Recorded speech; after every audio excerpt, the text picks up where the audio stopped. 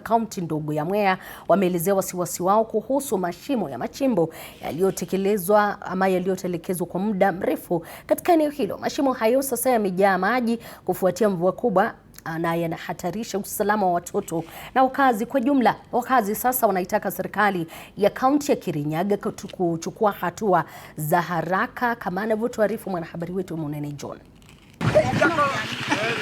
Kila tone la mvua linalokusanyika ndani ya mashimo haya linaongeza hatari kwa wakazi wa kijiji cha Mugaa.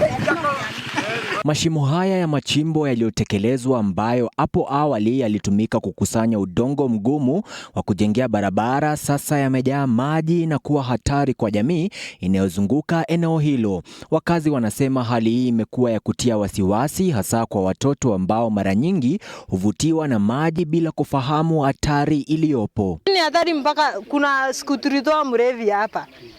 Na pia watoto mpaka ng'ombe zinaanguka hapa.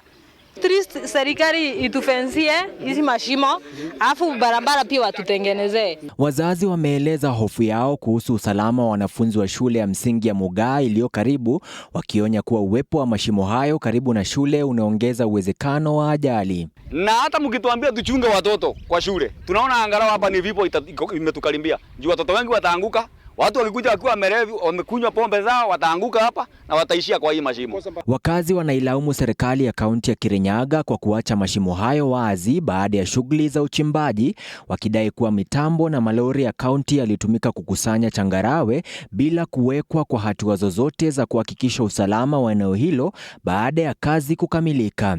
Sasa wanatoa wito kwa gavana Anne Waiguru kuchukua hatua za dharura, ikiwa ni pamoja na kuyazingira maeneo hayo au kuyafukia kabisa ili kuondoa hatari. Munene John, TV47, Nairobi.